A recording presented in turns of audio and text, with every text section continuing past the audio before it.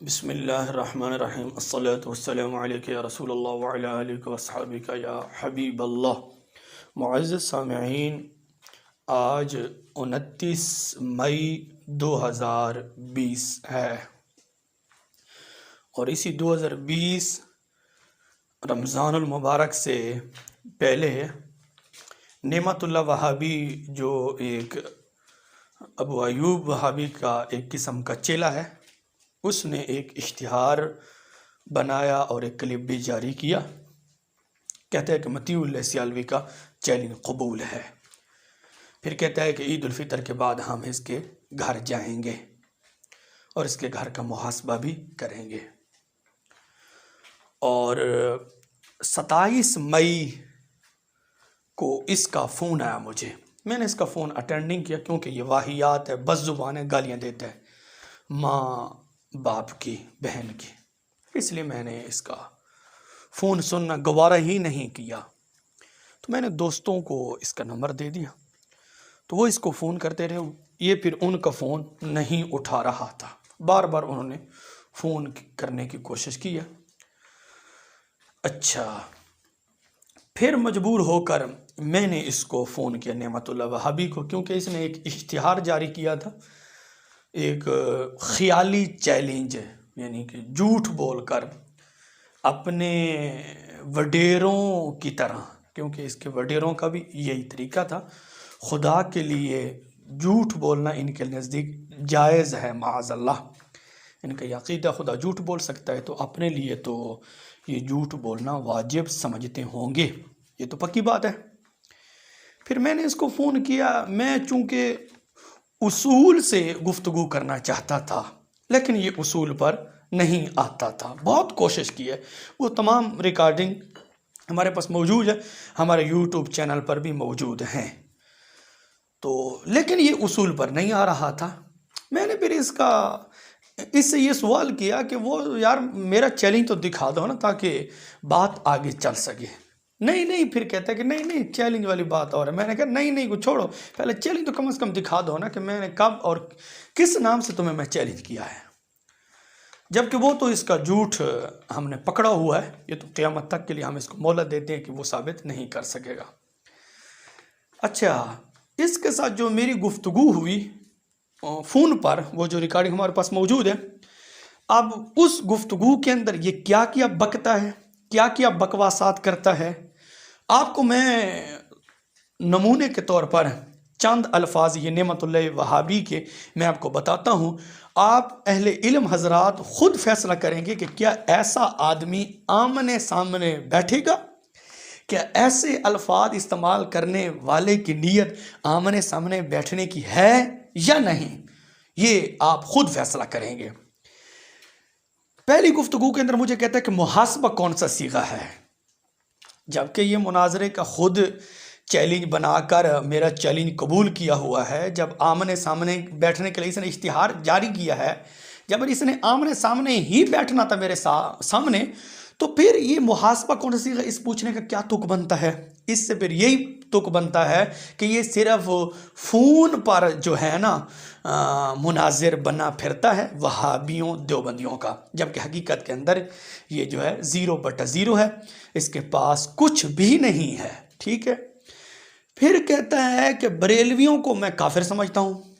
मैंने एक गुफ्तगू के दौरान कहा था कि अल्लाह तुम लोगों को हिदायत दे, तो इसने कहा कि हमारे लिए तुम दुआ ना करो क्योंकि हम बरेलवियों को काफिर समझते हैं, फ़ोन के अंदर कहा। अब जब शुरू से एक बंदा, अब जो गुफ्तगू हो रही है उसूल से मैं बात कर रहा था, मैं तो ये चाहता था कि उसूल पर आए और आमने सामने हम बैठें और इसका मैं शौक़ पूरा करूं, तो ये पहले से फतवे लगा रहा है कि मैं बरेलवियों को काफिर समझता हूं, जबकि इसके बड़े, इस जाहिल को अपने घर का पता भी नहीं है, इसके बड़े तो हमें पता नहीं क्या किया, आशिक रसूल और मुसलमान क्या क्या पता नहीं लिख गए हैं, पर कि वे इसकी जहालत है। फिर कहता है कि लेटर पैड पर लिख कर मुझे व्हाट्सअप करो।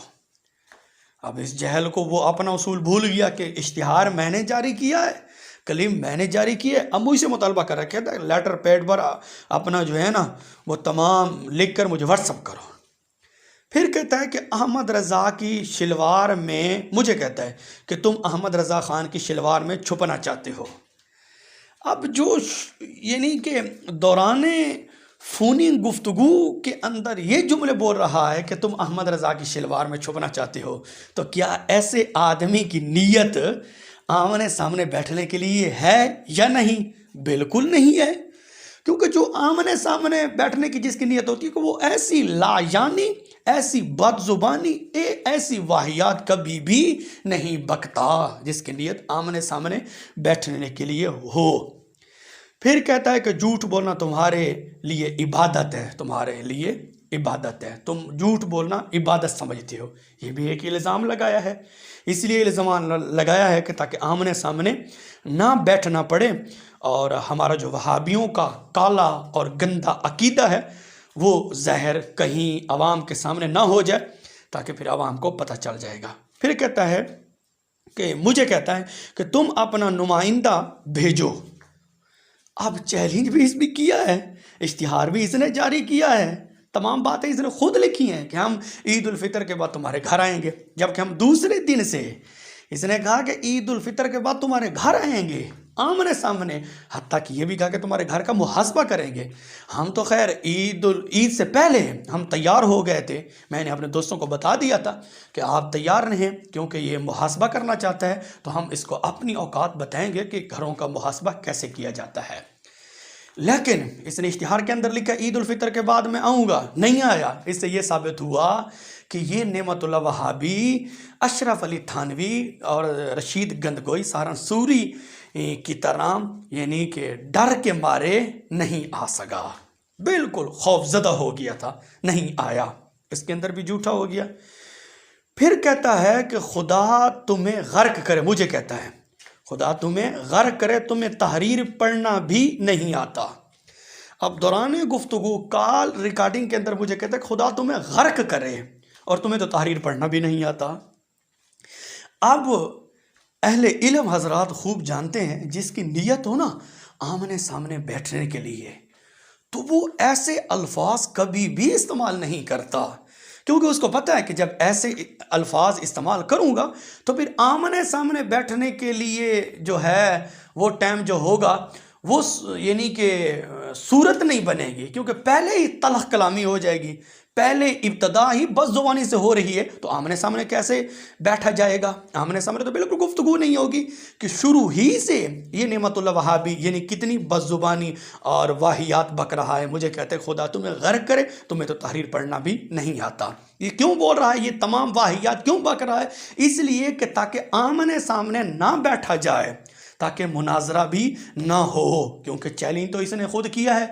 अब चैलेंज करके, इश्तिहार जारी करके, वीडियो क्लिप जारी करके, तो इसको किसी ने कहा होगा कि ये तुमने बहुत बड़ी गलती की है, तो इसलिए ये जान छुड़ाने के लिए तमाम वाहियात बक रहा है। फिर कहता है कि अहमद रज़ा ख़ान से लेकर मतीउल्लाह सियालवी तक ये तमाम झूठे हैं।